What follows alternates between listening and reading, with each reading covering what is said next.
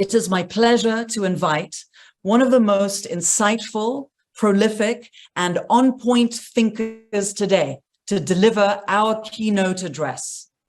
We will talk about Africa's relevance in the world and how we need to position the continent today, given the economic turbulence, global and political headwinds, and technological transformation that we are all witnessing happening at breakneck speed. Please offer a very warm welcome to my friend and our keynote speaker, Tidjane Thiam, the AU Special Envoy and Executive Chair of the Freedom Acquisition Cooperation. Welcome, Tidjane. Thank you, Zain. I hope that everybody can hear me. Is it sound okay? All right, very good. So your Excellencies, President Azali Assoumani, Cyril Ramaphosa, Nana Akufo-Addo, former President Olusegun Obasanjo, chairpersons, commissioners, heads of AU organs, Paulo Gomez, co-chair of AfroChampions. I want to start by wishing a happy Africa Integration Day to all. It is an immense privilege and a pleasure for me to be able to address this audience today, and I want to thank particularly President Obasanjo. Zain, you just said everything we will think about him. That is an inspiration and an example, and I want to recognize him here. So the issue of the role and place of Africa in the world economy is, of course, hugely complex and multifaceted. It has many dimensions: economic, political, strategic, cultural, military, health, education, trade, and so on. And there are huge efforts underway. And I very much want to salute here the 4D Pact being launched at Boma today. We've come a long way. Many of us are old enough to remember the days when we spoke, we were told that Sub-Saharan Africa had a GDP lower than that of Belgium, and that we shouldn't really be listened to. Today, we've come a long way. Africa has more than $3 trillion of GDP, which would make it comfortably a G7 nation. So what I want to do is just talk today from the relatively narrow perspective of a businessman, drawing on my 35 years of experience in business, to make a number of observations. The first one is that the private sector, entrepreneurs, companies are the lifeblood of an economy and society and must occupy center stage in any strategy. I was really pleased to watch the video earlier that emphasized the importance of SMEs. This is something, small and medium-sized enterprises, this is something I passionately believe, and promoting SMEs is by itself and in itself inclusive. We know how many African SMEs are led by women, and this has a huge impact on society. 90% of the jobs in the economy are created by SMEs. So I think this needs to go beyond just saying it. Governments, leaders in Africa must think, talk, and breathe SMEs, because that is the future. If you look at the 10 largest companies in the world by market capitalization, it's Apple, Microsoft, Nvidia, Tesla, Google, Amazon, Aramco, the Taiwanese semiconductor company, Berkshire Hathaway, Meta. Half of them were created after 1990. This is unprecedented in the history of the world. But half of the 10 largest companies in the world are less than 40 years old. This has never happened before, and it leads me to my second observation, which is innovation, technology is the name of the game. I always consider that good news, because this is one area where the playing field is level. I really believe that intelligence, creativity is uniformly allocated around the world. What is not uniformly allocated is opportunity. But we Africans are extremely creative. If you just look at the contribution we make in the world of art, nobody would dare say that African artists are not creative. It is my belief and my experience that we're equally creative in other fields. What we are missing are the financing and the opportunities to deploy those skills. And the opportunities are huge today. A number of them have been mentioned this morning, whether it's in health, through telehealth, whether it's in education, through cheaper, faster, better access to knowledge, transportation, logistics. I want to insist on that. It was also mentioned. You know that Africa produces more than enough to feed all Africans. Our problem is a logistic problem, because too much of the crop rots on the field and is not taken to the consumer. And technology gives us unique opportunities to transform that, and a lot are underway. I also want to mention energy. Solar energy is a revolution that is underway. if you watch what's happening in the US, if you look at solar, the cost of a solar watt has gone from about $105 in 1975 to 27 cents. I repeat, more than $100 to 27 cents. It's been divided by 400 over 40, 50 years, and that is absolutely revolutionary. And the US has an objective of driving that cost down by another 60% between now and 2030. So Africa must absolutely take that train, because we're at risk of being even less competitive as countries that are more advanced are getting cheaper and cheaper energy, and that technology is available. So this brings me to my third point, which is that we need African institutional investors. That is really a very, very important point. And there are two fundamental ways to do this. It's really sovereign wealth funds and pension funds. What we need in Africa is equity investment, not loans. And this is really a central point from a business perspective. The quality capital is equity capital. With the equity capital, you can leverage yourself and get debt. But if you get debt without enough equity, you only get in trouble. We need long-term patient capital. Now, if you look at the most successful economies in the world, where does the capital come from? It's pension funds. People talk about BlackRock as a giant investor, or Carlyle, or PIMCO. All they are doing is managing pension fund money. The money really comes from pension funds. Which then brings me to another point. Often our demography is presented as a challenge. I think we can turn it into a huge asset, because building a pension fund industry, when you have a young population with an average of 18 or 20, can be phenomenally beneficial and profitable for African economies. When I was designing the third bridge in Abidjan, in Côte d'Ivoire, the toll bridge, I actually closed the equity with the pension fund of the army.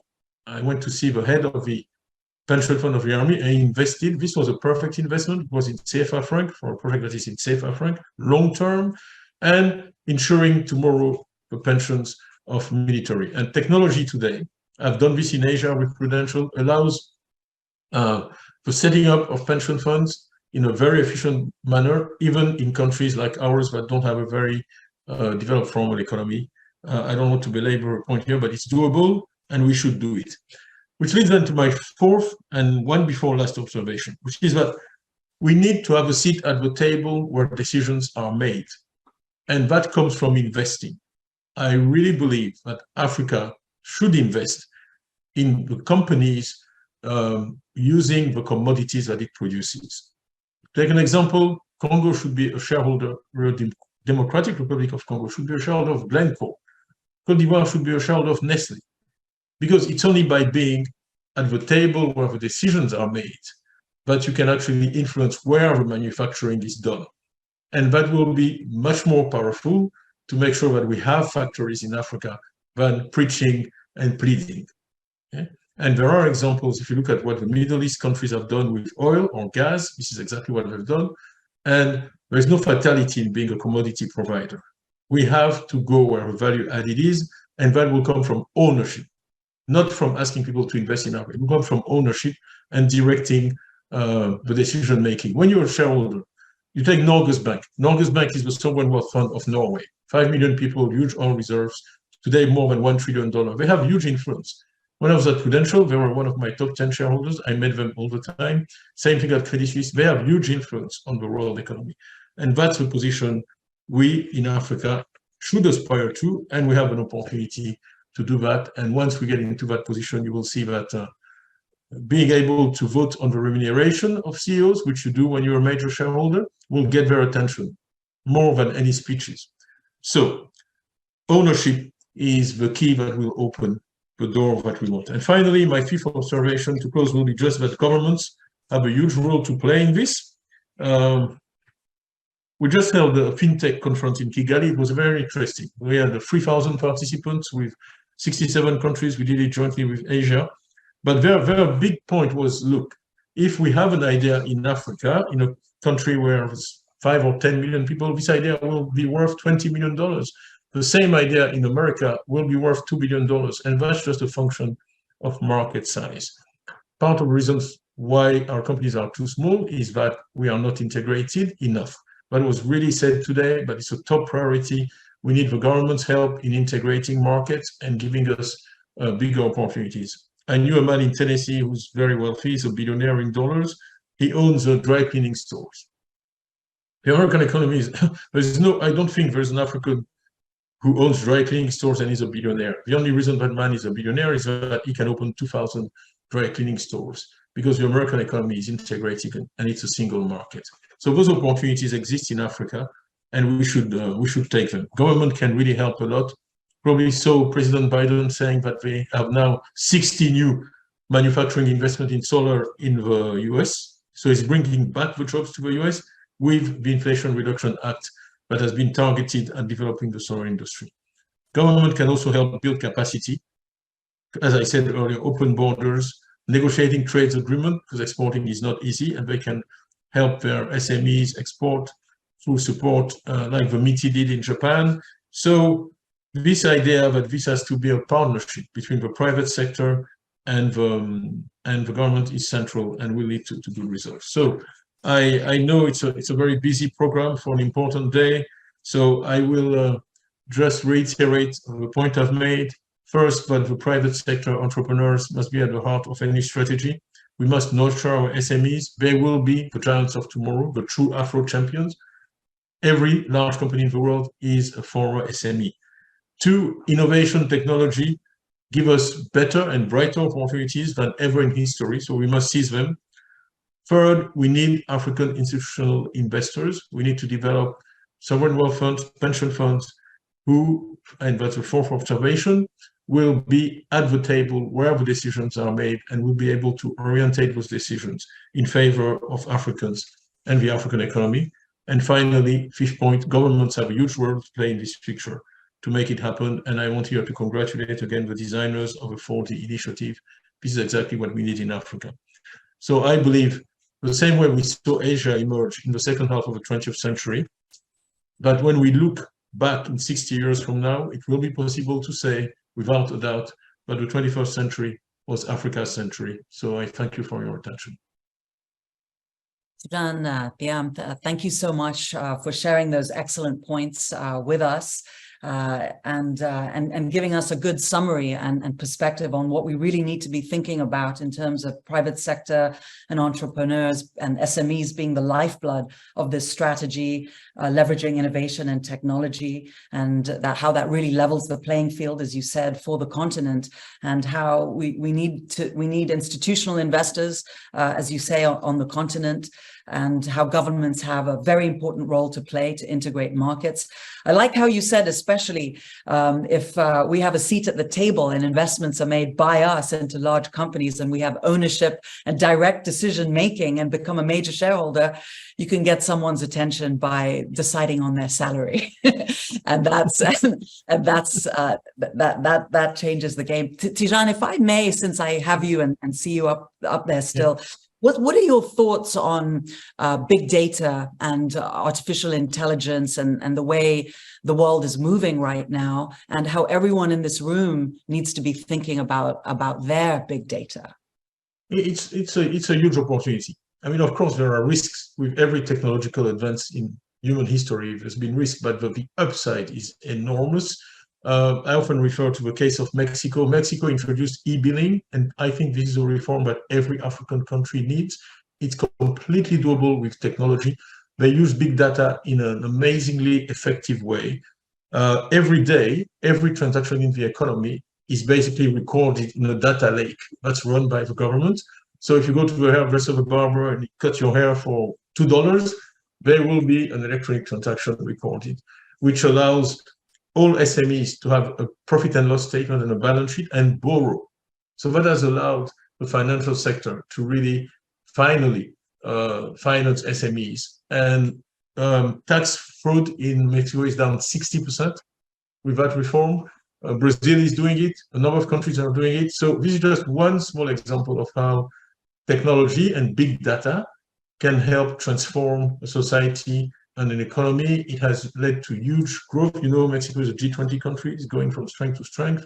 And really, that simple reform, smart use of technology, mobile telephony has been crucial. And I really advocate doing the same in Africa. And we could multiply the examples, whether it's health or all the sectors we've mentioned. We should see it as an opportunity, not a problem or a risk, fundamentally. And just one more, if you don't mind, Tidjane. How do you see the future of cryptocurrencies on the continent? Maybe I'll take a pass on that. I'll put you on the spot there.